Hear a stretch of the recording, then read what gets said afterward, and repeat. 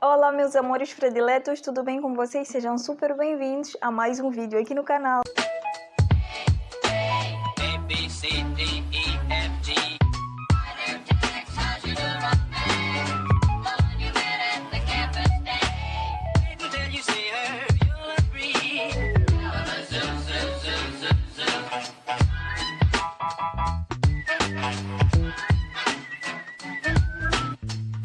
Bem, para você que é novo ou nova aqui no canal, seja super bem-vindo, seja super bem-vinda. Eu sou a Fati Fiscal e falo de Moçambique e vou logo já te convidar para se inscrever, ativar o sino das notificações para assim não perder os próximos vídeos e fazer parte desta família maravilhosa.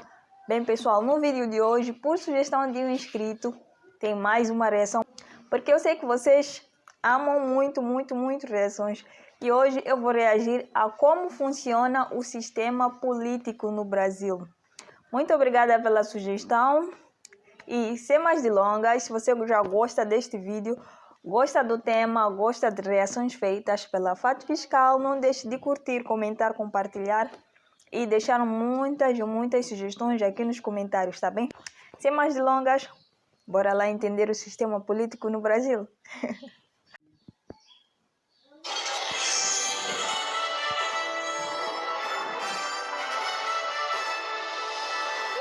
Deputados, Legislativo, Executivo, Senado, STF, Ministério Público. Meu Deus, velho, eu aposto que você também vê as notícias e não entende absolutamente nada. Você sabe como funciona a política no Brasil? Olá, meus queridos amigos, tudo bem com vocês? Eu sou o Felipe Castellari, muito bonito, e eu vi lá no meu Instagram, @FelipeCastellari, que você pode seguir lá. Muita gente comentando, pedindo um vídeo sobre a situação política, sobre como funciona a política no Brasil. Eu resolvi atendê-los, que vocês pediram lá no meu Instagram e eu sempre olho lá, só fotos maravilhosas. Me sigam lá. E o nosso país está passando por uma das maiores crises políticas de sua história. Todo dia descobrem algum escândalo novo de corrupção. E um monte de políticos e empresários estão indo para a cadeia. E uma porrada de outros estão sendo investigados. Aí um desses caras vai lá e faz a famosa delação premiada, que basicamente é entregar todo mundo que tá no esquema em troca de uma diminuição na sua pena. Aí por causa da delação descobrimos que aquela corrupção é ainda maior. Aí você fica, porra, como é que agora? Mas a questão é, você por acaso entende tudo que está sendo noticiado?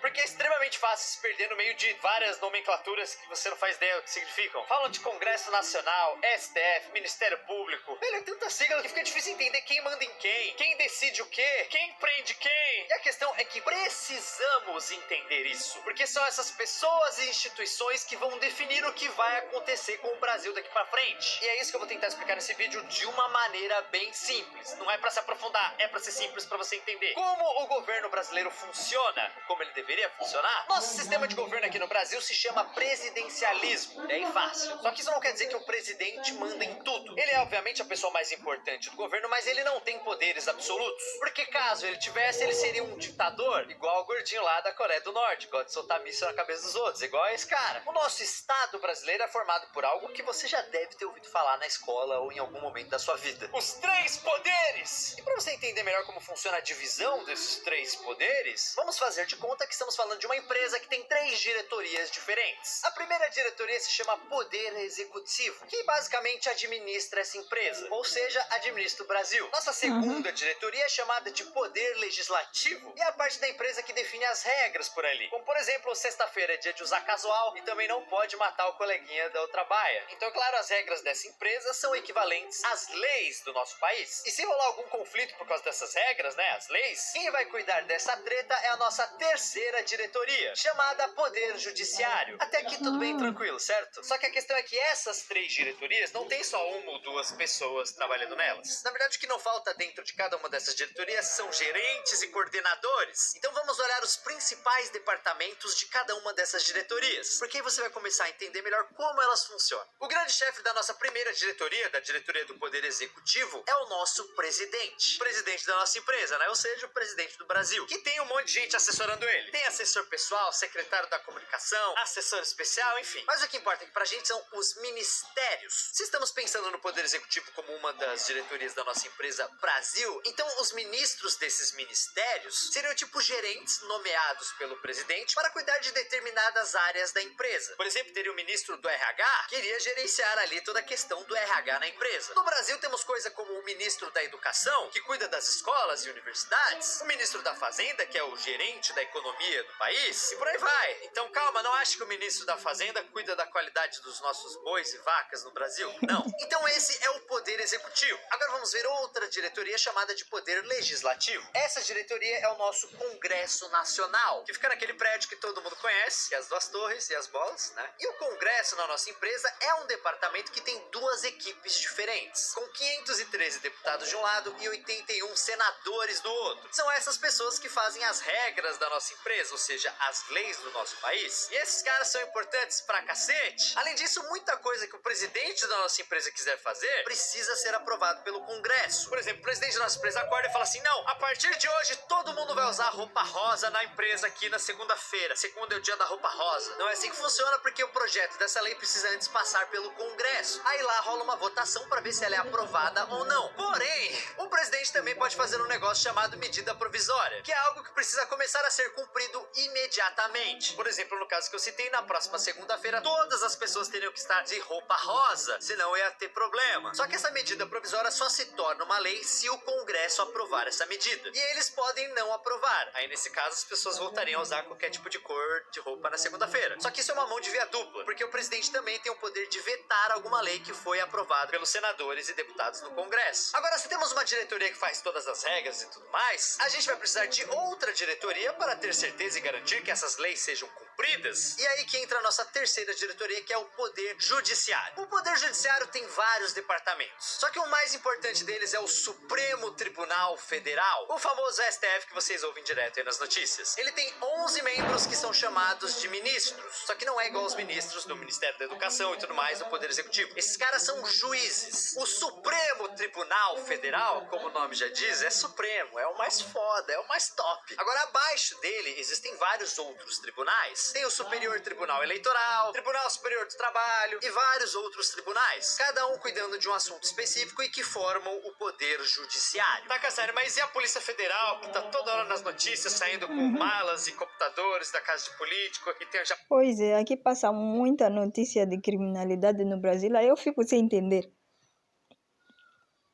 Pelo menos ele tá a explicar alguma coisa, né?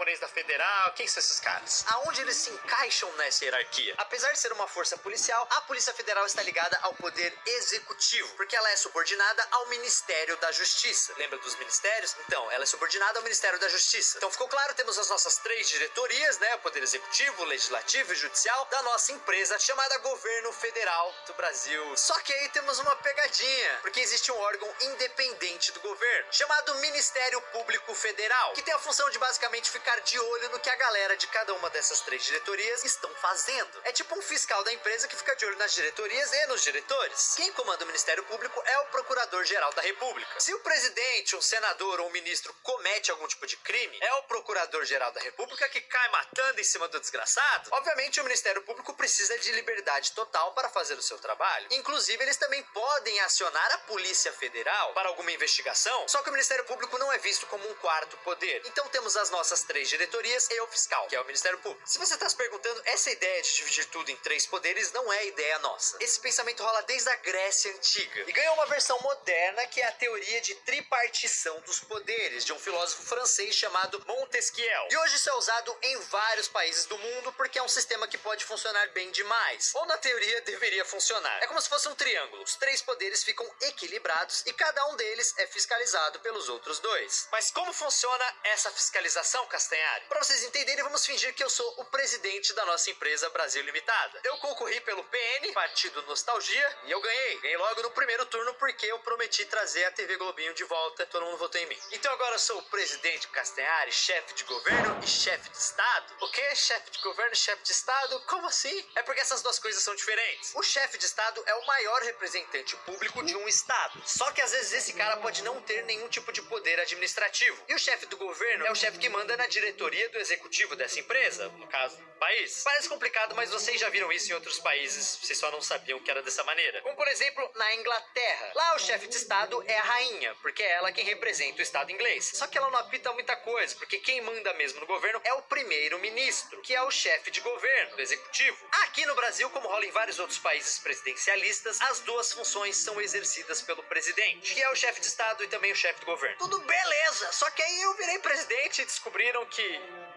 descobriram que eu sou corrupto. Eu queria comprar umas câmeras caríssimas para gravar os meus vídeos e eu fui lá e meti a mão no dinheiro público para comprar essas coisas. Aí descobriram, e o que acontece? O Ministério Público, que é o fiscal lá da nossa empresa, avisa todo mundo que eu tô roubando. Aí pode rolar um processo de impeachment. E aí entra uma coisa que talvez vocês não saibam. Qualquer brasileiro pode pedir a abertura do processo de impeachment de um presidente. Só que a única pessoa que pode decidir ou não se esse processo vai ser de fato aberto é o presidente da Câmara dos Deputados, que faz parte lá da diretoria do Legislativo, lá, lembra, com senadores e deputados que fazem as leis? Então, aliás, todo mundo deve lembrar que até pouco tempo, quem ocupava esse cargo era o famoso Eduardo Cunha, que hoje está preso. Então, se esse processo é aberto, ele passa pela Câmara dos Deputados e depois pelo Senado. Então, aqueles deputados e senadores que eu falei, nesse caso, agem como se fossem juízes. Aí, dependendo do crime que eu fui acusado, além de ser afastado da presidência, eu também posso ser julgado pelo Superior Tribunal Federal. Então, essa divisão dos três poderes é muito boa, porque todo mundo trabalha junto e todo mundo fiscaliza todo mundo. O problema é que estamos descobrindo que, pelo menos aqui no Brasil, todo mundo também rouba junto. A gente sempre teve caso de corrupção no nosso país. Isso não é uma novidade. A diferença é que parece que as investigações nunca haviam ido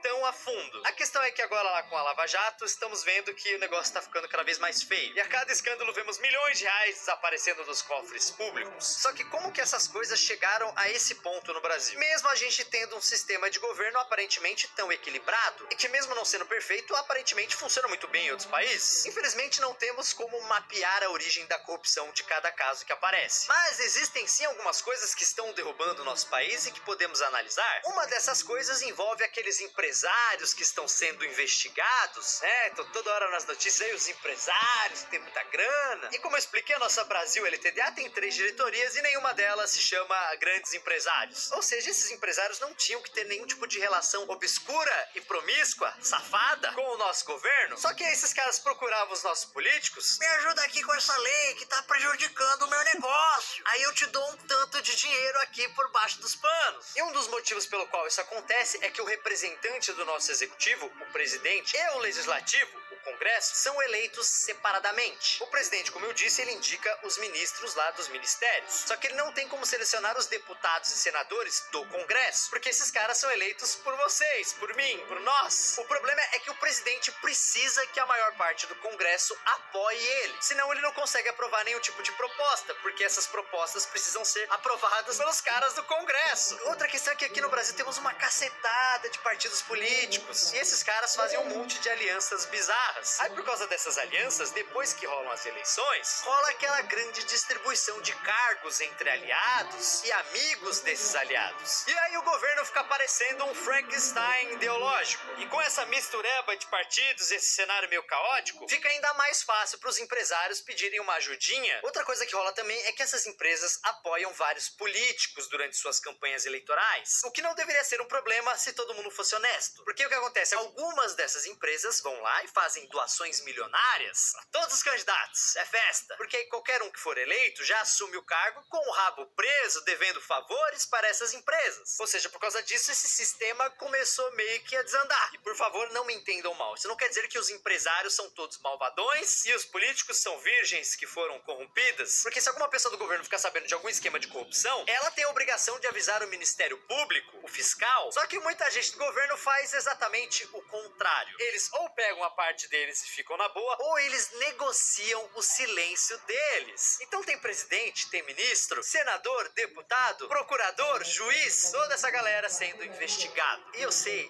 que é clichê, mas eu preciso falar isso. Vocês sabem, né, de que bolso que sai toda essa grana desviada, todo esse dinheiro de corrupção, né? Vocês sabem. É a nossa grana que deveria estar sendo usada para construir escolas, hospitais, melhorar a sua qualidade de vida, ou principalmente a vida de pessoas que estão em situações bem precárias aqui em nosso país. Só que essa grana tá pagando reforma na casa de senador, jatinho de prefeito, férias de deputado, aposentadoria de ministro. E como isso pode mudar, você me pergunta? Bem, se o nosso governo, como eu disse, é uma empresa, correto? E você acha que você é só um peão que trabalha para essa empresa, você está muito enganado. errado. Porque você, eu, somos sócios dessa empresa. As 3 diretorias, o fiscal, todo mundo trabalha pra gente. Então o poder de mudar isso está em nossas mãos. Dê uma olhadinha de novo nos 3 poderes. O grande lance de uma democracia é que a gente escolhe as pessoas que ocupam os principais cargos desses 3 poderes, dessas 3 diretorias. E é assim que a gente pode tentar mudar esse país, escolhendo direito essas pessoas. Muita gente que está assistindo esse vídeo agora vai votar pela sua primeira vez ano que vem, pelo menos para presidente. Então voltemos para o clichê. Por favor, analisem o seu candidato. Veja as propostas. E no Brasil não basta só isso. Veja também se seu candidato é uma pessoa honesta, se nunca esteve envolvido em nenhum escândalo. A internet tá aí, é muito fácil. Coloca o nome do cara no Google, veja se tem notícias sobre o cara de corrupção, sei lá o que, é fácil. E se você achar algo sobre esse cara, não vote nele. E depois que você votar, acompanhe seu político. E se você viu que ele fez merda, não o defenda. Isso não é futebol, galera. O seu político preferido não é o seu time do coração. Se você votou nele, mas ele fez merda, tudo bem, é só não votar mais nele e nem defender o desgraçado. O importante é que agora você sabe as funções de cada uma dessas pessoas que você tem que votar. Tudo bem se você não sabia antes, agora você sabe. E se vocês gostaram desse tipo de vídeo e quer que eu faça mais, deixa o seu gostei aqui.